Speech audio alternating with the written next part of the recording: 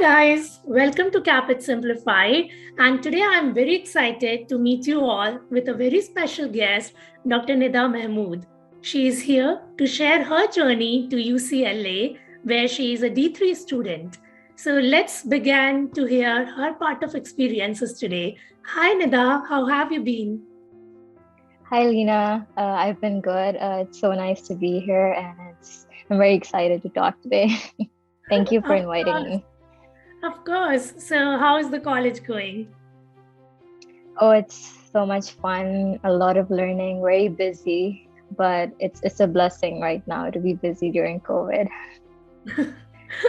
Amazing. So I want to begin by thanking you for being with us today in our journey of helping dentists smile. Right. So thank you so much for being with us and share your experience, your journey. So, guys, Of course. Nida got in her first cycle, and not just that, she received invites from 5 schools. So, she had a good problem, a problem to decide what school to select. So, let's unravel her strategies to be on her top game in DDS journey. Can you begin, Nida, with sharing about yourself? Like, where do you come from, and why did you choose DDS, and why US? So I'm from Pakistan, from Lahore, and I did my DDS from Lahore as well. Not DDS, but BDS in Pakistan. So I've been coming to the US even before I was a dentist. And the first time I came here, I came for a space school, like a space program, where I met a lot of different individuals from different countries all over the world. And I really enjoyed, like, this was the first time that I was with like-minded individuals from different parts of the world, and I really enjoyed how we could share our ideas, how people respected me. I was like a 13-year-old 17-year-old teenager. I didn't know much, but they were so respectful towards me. They appreciated my ideas, and it was such an interesting experience that I just decided that whatever I do in life, I do want to come to the US or to a place where I can, be this way with other people. So I wanted to come to the US before I wanted to do dentistry. And then when I was in dental school, I researched and I realized that DDS is the way to go, because I didn't want to be restricted to a few states, and I wanted to get a license to practice. So I just did some research and I started coming here for internships, and here I am. So the culture basically got you in, right? You really liked how open-minded Americans are, and they appreciate everything you do. So Yeah, let's go and step by step. Tell us a little about your US experience, and when you were moving in and out from Pakistan, how was the transition for you? yes. So I started, the first time that I came here for a dental experience was 2017. And I just reached out to a dentist in Arizona, and I did an internship with him for a month. That was my first real life experience. I was a 23-year-old, and I was a brand new dentist as well. So it was like I almost had imposter syndrome, like an oral maxillofacial surgeon was calling me Dr. Nida. And I was not even used to being called Dr. Nida, and I was like, or Dr. Mahmood, I should say. And it was very, very nice that he was so encouraging. And at that point in life, I didn't know anything about what I want to do moving forward. I just knew, yeah, I want to be a dentist in the US. But like most of us are in the start of our journeys, I was very clueless. But he was so encouraging, and he was like, you can do this. And I would tell him, well, there are not a lot of Pakistanis who do this, and not a lot of girls who come here from my country. And he's like, so what? You can be one of the first ones. And like it was just like so encouraging in the start. And so that was my first experience. And every year moving forward, I came back to the US and I made sure that I did something. So then 2018, I came to New York. 2019, I came to Chicago for 3.5, 4 months. And then 2020, I was in New Jersey for like 6, 7 months. And then I got in during that time to the school. And what were your experiences back then in New York, Chicago, and New Jersey? So Arizona, I worked with the oral maxillofacial surgeon, just an externship. In New York, I worked in a private, like I observed, it was a program for international dentists, and I worked in a private office for I think a month. And then in Chicago, I did a preceptorship in pediatric dentistry. We don't have pediatric dentistry as a specialty in our country, and I love children and I just love Oh, peds. So I wanted like it was like it has been my most favorite experience in the US so far. So I was there for 3 months for that while I was studying for the NBDE Part 2. And then in New Jersey, I was at Rutgers for an oral medicine preceptorship. And it was initially supposed to be 3 months, but that was also the year of the pandemic. So it became 6 months. And yeah, but it was a blessing in disguise because it helped me stay in America. And like all I focused on, because I was away from my family, I had no one, I didn't know anyone. So I was like very focused on my CAPID application. I was like, yes, this is my purpose right now. So yeah, that was a lot of fun. A huge so learning experience. were you exploring all these branches because your long-term goal is residency, or you just because you love kids, you wanted to explore pediatric? Yeah, I was exploring. I'm generally a very curious person, so I just wanted to explore all that dentistry has to offer. And I knew that, right now I'm not in a DDS program, so I cannot study or work. I couldn't work because I was on a visa. So I was like, I do want to do something, but I don't want to just assist. I want to learn, or I want to grow as a dentist or as a professional. So that is how like I found out these programs. And pediatric was almost I do love children, but it was also a coincidence because it was one of the few programs that were open and really grabbed my attention. But once I was there, I was like, oh my god, I love this. It was really good. That's amazing. So I would say you are a curious person indeed, but you are an achiever. So what was that motivation that kept you moving throughout this process?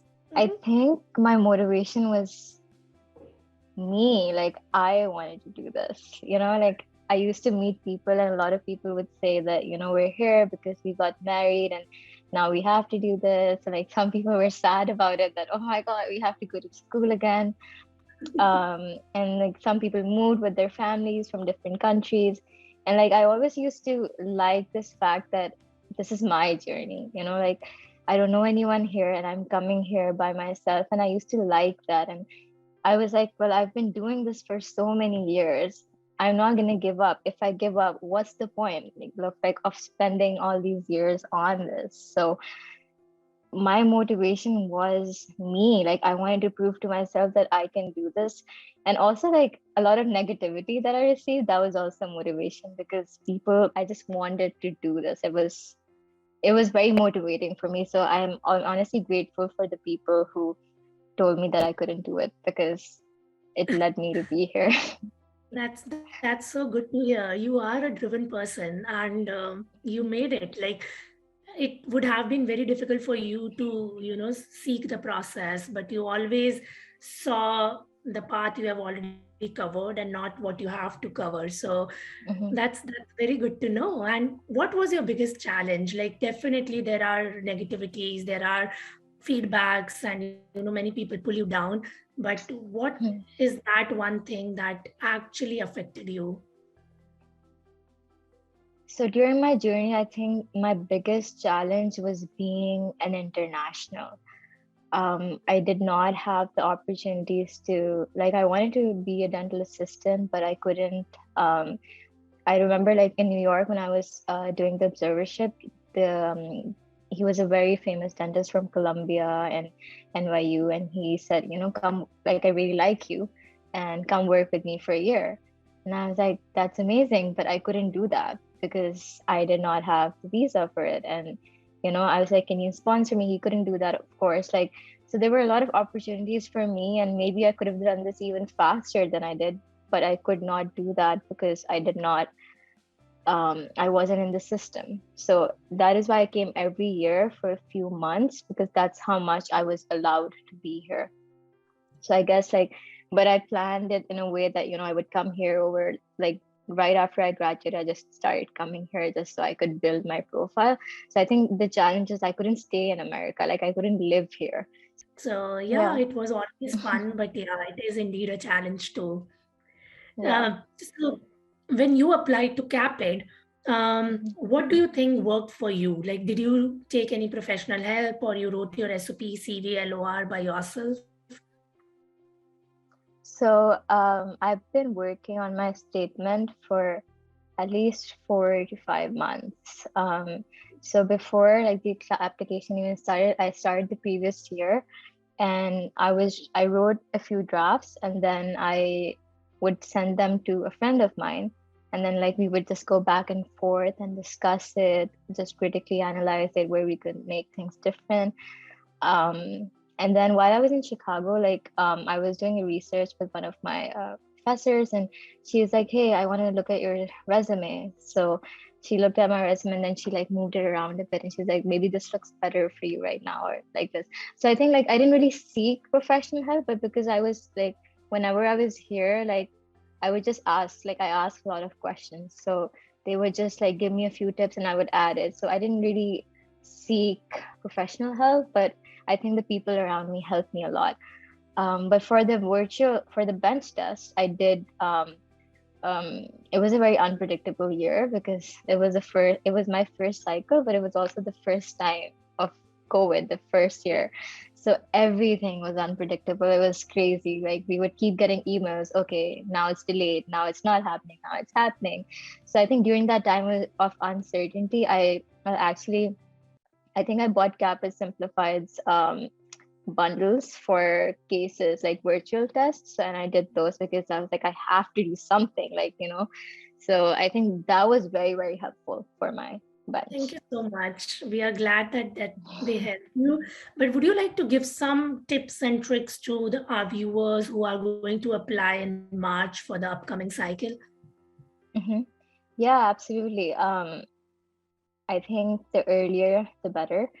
And by early, I don't mean like, okay, yes, it starts in March, so you start preparing in Feb. I mean, like, you should be preparing months before your statement of purpose, for example. It's something that keeps evolving over time. So it's not like you can't write it in a day like an assignment. It's your story. I think my tip for that would be authentic, write it yourself, and then seek help. Like, don't ask someone else to write your story. No one else knows your story other than you. That's very important. Be organized. Look at the application beforehand. Like, you can still access it from the previous year. So look at it and look at all the documents, see what you're missing, and make sure everything is ready when the start date happens. So you make sure you have everything ready. Like, there are sometimes you need things from your country and then you don't have them, and then you end up wasting a week or two waiting for those scanned items to come back. So that have your TOEFL scores ready, have your board scores ready. Yeah, and be authentic in your application. Like, some applications have supplemental essays. Do not rush with that. So my UCLA had a supplemental application. So for the initial, I was very fast, but for the supplemental, I was very, very slow because I was seeing these questions for the first time. So I worked really, really hard on the questions because I wanted to make them see who I am somehow. And it's very hard, because I know we are all like, you all are capable, you all are very, very accomplished, right? But to somehow express that in a 250-word essay, it's difficult. So you need to spend time on it. So I would just say, be very precise, own yourself and own your story. So that is all of your struggle part right now. So when you began to get interviews, which all schools invited you? So my first interview was University of Washington. It was very intimidating because it was my first interview. So I was very nervous. I'm pretty sure I was very bad at that. Then my second was Buffalo, and then Pacific, and then UCLA. And then my last one was Virginia. But by that time, I was already in UCLA, so I didn't really go to the interviews. Okay, awesome. So Mhm. let's take a step back to the days when you were being interviewed. So let's Mhm. begin with UCLA first. How was the interview? How did you prep for the Mhm. interview? And if you want to share some tips and tricks who's for the candidates whose dream school is UCLA, what would Yeah. that be? Yeah, absolutely. So by the time I had the UCLA interview, I had already had two or three interviews. So I had a template that I had prepared on my computer. So it's like on Google Slides, I had prepared some questions and just written down certain points. So I had already gone through the process. So Mhm. when the UCLA interview happened, I didn't really practice. It just came naturally to me. So I think what my advice would be for interviews is just to prepare some general template questions, like make a slideshow of it, and the heading should be the question, and then write certain points, and then practice it. Look at yourself. I don't know if this year it's going to be virtual again, so just you can turn on Zoom or your video camera on your laptop and just practice. Look at how you're talking. Look at your facial expressions. Look at how and then watch yourself. So see how you are appearing to the other person. Can they hear you properly? Are you saying the words correctly?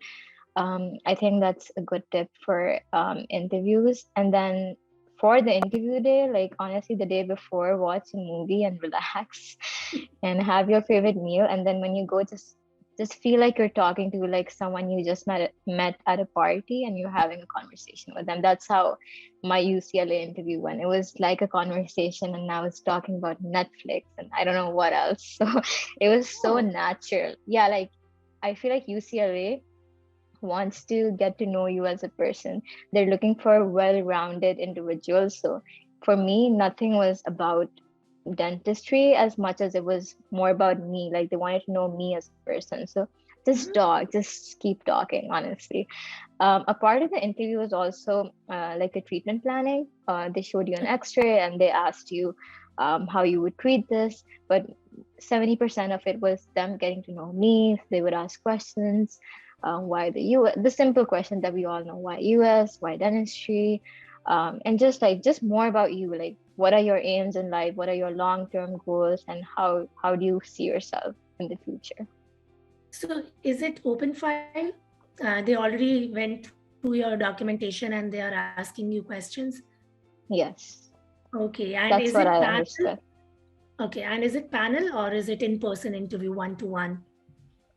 For some of my colleagues, they had two people interviewing Okay, them, or three maybe, but for me, it was one-on-one with the director. okay, got you. Mhm. So all the viewers who want to go to UCLA, just be yourself. That's what you suggest to them on the I day of would say interview. that, yeah, be yourself, like represent your country. Like I talked a lot about my country, where I'm from, my journey. I talked a lot about the pandemic and what I was doing during that. And I think they really like that. Like they like how people are still persistent in achieving their dreams, even though we're in the middle of a pandemic. It's awful right now, and it's awful for our mental health. But people are still trying to achieve such an impossible, not an impossible, but such a hard dream. And I think that's commendable. And I think you should talk about it. You all deserve to get into a school. And I think you should talk about it. Awesome insight, awesome, Nida. And can you walk us through your bench exam as well? It was virtual, right, for you? So, how did they conduct it, and was it more clinical based or OSCE based? How was it? I think it was I would call it clinical OSCE based. It was just a lot of different cases that you had to treatment plan it, and that's it. So it was a lot of cases but you had to treatment plan the same thing over and over again. It wasn't like the NBDE, like a multiple choice question. It was more like a blank paper, and you had to write what you felt you would do. So more like judging your clinical skills. Okay, got Yeah. you. So, more about Mhm. awareness and how well you articulate all the Mhm. investigations and historical part, Yeah. right? Yeah, and for that, like just to prepare, I would suggest like reading um some treatment planning books that I can like tell you the links of, and you can add it to the video. But I read a treatment planning book, like, because it's very different how they do things in America. It's comprehensive care, which we're not aware of back home. So I think I read those a lot, like what the first phase is, the second phase, and then I wrote that according to that. I think that would be really helpful if you have a virtual exam. Amazing. So after you came out of your interview and bench, were you satisfied, and did you already had the hunch that you're going to get in? Actually, yeah, like during my interview, it's actually during my interview. So the thing is, I never really thought of UCLA. Like, it wasn't my dream to get into UCLA before I got the interview, but during the interview, while I was talking to my interviewer, like, for a second, like, I got lost in thought, and I was like, oh my God, like, I think I'm gonna get into this school. Like, I had this epiphany or something, and I really felt strongly about the school because, you know, how they were showing the orientation and everything. And then I was just having a conversation, and I was like, oh wow, like, this guy really wants to get to know me as a person, you know? And I really liked that. And I thought it went really well. So I did think that I would get in. But after the bench test, I didn't know. Like, after, because it was so long. Like, I remember I sat in front of the computer at 8 p.m. and we got off at 6 a.m. because we had like other orientation things as well. So it was pretty long, and I was like, I don't even know what I wrote there. Like, so after that, I didn't know. But then, yeah, the email comes and they're like, all you see is congratulations. And then it's like the best moment of your life. Yeah, as an international, I feel we all take that extra mile to, you know, prove ourselves and to get into the system. But yeah, it's all worth it. So what makes UCLA? Like, why did you choose UCLA amongst all the school, and what's unique about your school that you want to share with our viewers? So, I mean, even before, like, I knew about the dental school, I knew that UCLA was a big name. But then when I researched more about it, like, I saw that some of the books that I had read during my dental school, some of the authors were actually at UCLA, and I thought that was so amazing. Like, it was during my periodontics rotation, and I saw Dr. Talkerwald, and he is actually one of the authors of the Carranza book, and it was I was just starstruck. It was an amazing moment, and I think that's what sets UCLA apart, that you're actually learning from the professors who wrote the very books that, you know, you've been studying in your country. And then UCLA is big on research. So yes, like, we did like read about research back home, but a lot of times they are practicing the very research that's done in their own school. So you have a direct communication with the professors, and they know exactly what they're talking about because they're the ones who did the research. So it's like, it is evidence-based, but it was done at the very institution you're in. So I think the resources in that sense are very wide, and you have a lot of opportunity to grow as an individual. And then one of my favorite things about UCLA is the diversity. Especially my class, we're like from, I think, 20, like, 17 different countries, like Iraq, India, Pakistan, Tanzania, like so many different countries, and it's a wonderful opportunity to learn. I cannot even explain it. That's amazing. So you mean UCLA focus on research a lot? So even in the DDS curriculum, do you guys get to participate in research? So you have to find the opportunities yourself. It's the same everywhere.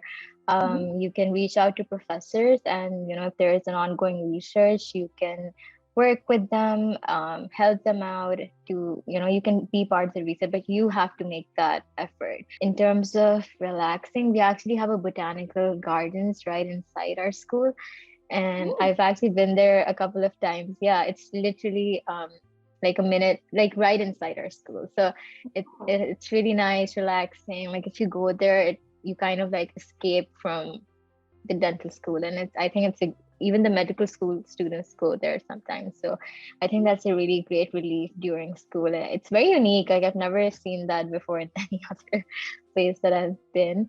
Other than that, like LA is a beautiful city. Like there's so much to do on the weekends. Like we always try to go on a hike or we go to the beach. The beach is just like 10 minutes, 15 minutes from me. Or there we've had a lot of socials with our class. There's wellness club.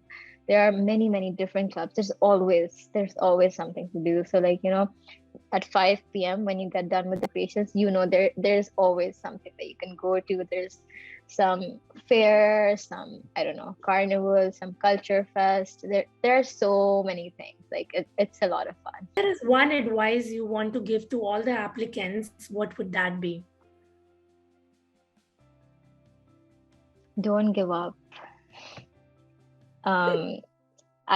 I and yes, do not read the Facebook groups where people like talk about how impossible it is. I remember like 5 years ago, like I used to read those groups and I would see some posts where people would say, this is my 5th cycle or my 6th cycle and I still haven't gotten in.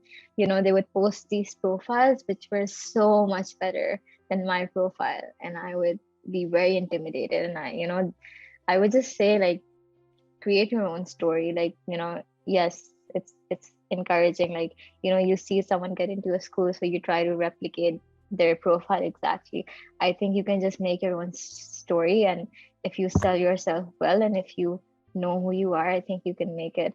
Do not be discouraged because, if someone else didn't make it, doesn't mean that you cannot do it.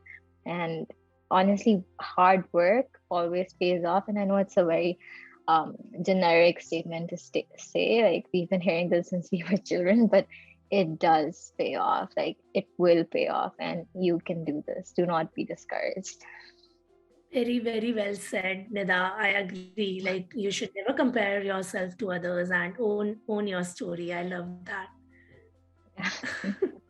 And is there any way people can reach out to you in case of doubt about UCLA? I know about your Instagram handle, so can I share that in the description? Yeah, of course. Like I would love to help people. I've already been helping people in my DMs. Like I get so many. It's really fun. Like I would love to help people. If anyone has any questions, please feel free to message me. You can reach out to me. I can even give my email in the YouTube link. So yeah, it's please reach out to me. Fantastic. Because I've been there. I think like the best person who can like give you advice is someone who's already in the program and in the system, because I think no one understands us like we can understand each other. So when it was my time, I remember like I will always be grateful for the people that responded to me or replied to me. So it's my goal to never like let a message go unread. Like always try to help people. I think what's the point of anything then if we can't help people? Amazing. That's something that keeps us grounded, right? We never forget the struggles that we have made to reach here, and that's a motivation indeed. Absolutely. Thank you so much, Nida. I didn't know you were so inspiring. It was great. You're so sweet. Thank you for all the useful insights, and yeah, we'll be in touch. Yeah, absolutely. I'm so happy to be here. I'm so glad you reached out to me, and it was really nice talking to you. Of course, Nida. I hope, guys, you are being motivated with our student series. If yes, let us know through your comments down below, and stay tuned for more content. I'll be signing off, Dr. Leena, your coach in American Dental Dream Journey. See you again. Bye-bye.